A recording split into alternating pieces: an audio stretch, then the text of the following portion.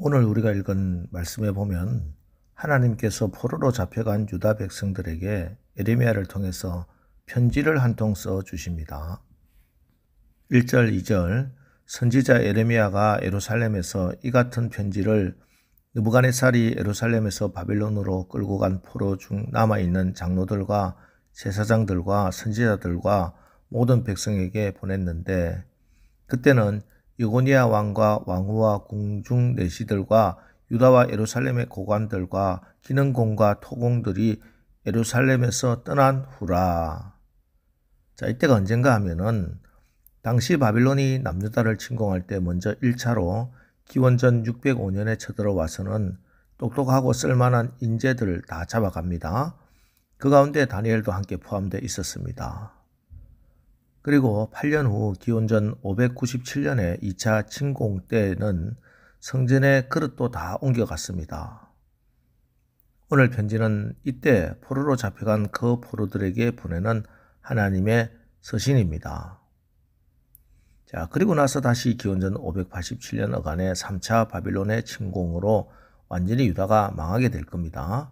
자, 그런데 그 편지 내용이 독립투쟁을 하라, 무장 항쟁을 하라, 그들의 요인을 암살하라, 이런 내용이 아닙니다. 어쨌든 견디고 어떻게 해서든지 살아남아라, 이런 말씀이십니다. 오늘 편지에서 하나님은 크게 4가지 정도의 말씀을 하셨습니다. 5절을 보십시오. 너희는 집을 짓고 거기에 살며 텃밭을 만들고 그 열매를 먹어라. 집을 짓고 텃밭을 만들고 열매를 먹어라.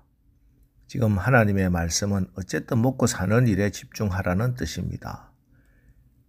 이것은 이 포로 생활이 생각보다 길 것이다. 정확하게는 70년간 계속될 것이다. 그러니 일단 그곳에서 정착을 하고 살아남기 위해서 애쓰고 힘쓰라 하는 말씀입니다. 그리고 6절, 아내를 맞이하여 자녀를 낳으며 너희 아들이 아내를 맞이하며 너희 딸이 남편을 맞아 그들로 자녀를 낳게 하여 너희가 거기에서 번성하고 줄어들지 아니하게 하라. 자, 이건 바빌론에 있는 이방인들과 결혼을 하라는 말씀은 아닙니다. 너희 민족이 절대로 숫자가 줄어들어서는 안 된다. 너희들이 고된 포로 생활이지만 생육하고 번성하고 땅에 충만하라. 너희들이 그곳에서 무장투쟁하다가 다 죽어버리면 70년 후에 누가 이 땅에 다시 돌아와서 하나님의 나라를 세우겠느냐. 그러니 결혼도 하고 자녀도 낳고 다음 세대를 세워야 한다. 이 말씀입니다. 그리고 또 7절 보십시오.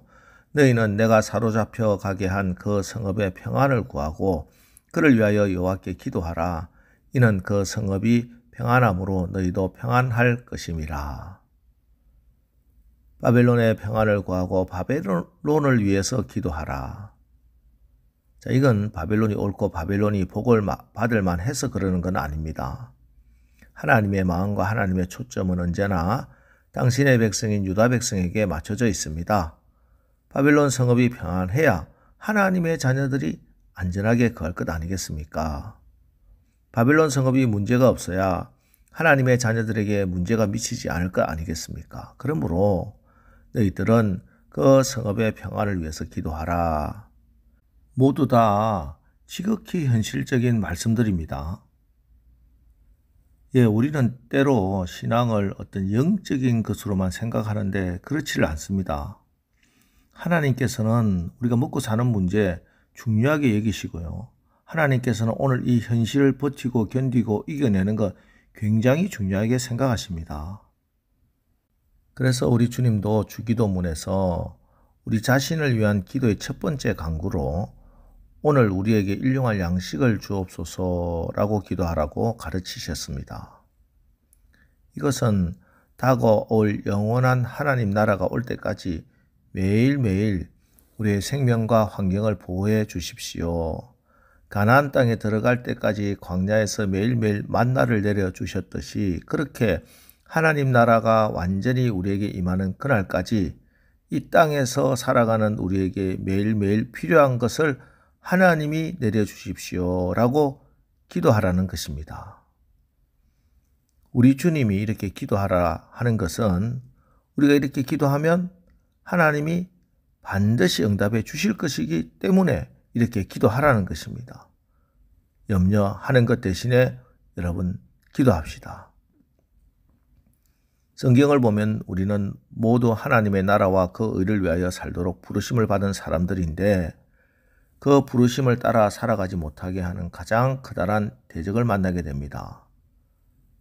그것은 바로 무엇을 먹을까, 무엇을 마실까, 무엇을 입을까 하는 육신의 필요를 위해 염려하는 것입니다. 많은 사람들이 하나님의 자녀가 되었음에도 일용할 양식 때문에 염려하고 근심합니다. 내가 일용할 양식을 마련하고 준비해야 한다고 생각하기 때문입니다. 그러나 오늘 우리 하나님은 우리 현실에 먹고 마시는 문제에 무관심하신 분이 아닙니다. 염려하지 마십시오. 우리는 열심히 주님이 주시는 뜻을 따라 이 땅에서 열심히 살아갈 것이고 그렇게 하면은 하나님이 우리의 먹고 마시는 문제, 물질의 문제 책임져 주실 줄 믿으시기 바랍니다. 그리고 이어서 하나님은 영적인 부분도 말씀하십니다. 8절 만군의 여호와 이스라엘의 하나님께서 이와 같이 말하노라. 너희 중에 있는 선지자들에게와 점쟁이에게 미혹되지 말며 너희가 꾼 꿈도 고지 듣고 믿지 말라. 거짓 선지자들, 점쟁이들, 그리고 자기가 꿈을 꾼 것들 이런 것 믿지 말라는 것입니다. 대표적인 거짓 선지자가 어제 28장에서 2년 안에 포로도 또 빼앗겼던 성전 기물들도 돌아올 것이다 라고 예언하고 있는 하냐냐 같은 자들일 겁니다. 그러나 오늘 분명히 말씀하십니다. 그들의 미혹하는 말을 절대 믿지 말라. 70년이 지나야 너희들의 죄가 다 사해질 것이고 그제서야 돌아오게 될 것이다. 이것이 하나님의 약속의 말씀이었습니다. 중요한 것은 이 70년 동안 그래서 우리가 어떻게 견뎌내느냐 하는 문제입니다. 그저 농사 짓고 열매 먹고 수확하고 아들 딸 낳고 그곳에서 평안을 빌고 사는 건 누구나 할 수 있는 일인데 그러나 하나님의 백성들은 이렇게만 사는 것이 아닙니다. 하나님은 이 70년 동안의 삶을 하나님 앞에 간구하며 기도함으로 버티고 이겨내라 이렇게 말씀합니다. 12절 13절 말씀 보십시오. 너희가 내게 부르짖으며 내게 와서 기도하면 내가 너희의 기도를 들을 것이요 너희가 온 마음으로 나를 구하면 나를 찾을 것이요 나를 만나리라. 그 당시나 오늘이나 다 마찬가지입니다. 아직 이 땅에 완전한 하나님 나라가 이루어지지 않았기 때문에 우리가 이 땅을 살아가는 것 견디고 버텨야 하는 여러 문제들이 있습니다. 어떻게 견디고 버티느냐? 우리가 하나님께 부르짖어 기도하고 하나님이 그 기도에 응답하시고 우리가 그 하나님을 구하고 찾고 그래서 또 우리가 하나님을 만나고 그렇게 견디고 버티고 마침내 승리하는 겁니다.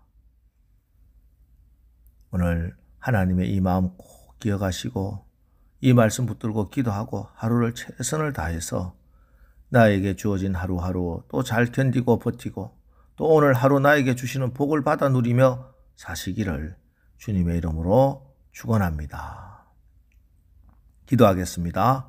하나님, 우리가 큰 일을 하지 못해도 하나님은 우리가 하루하루 견뎌내고 살아내는 것을 우리가 내 믿음이 부족한 믿음이지만 이 믿음 붙들고 생활인으로 나에게 주어진 환경에서 하루하루 사는 것이 너무 중요하다는 사실 오늘 읽었습니다.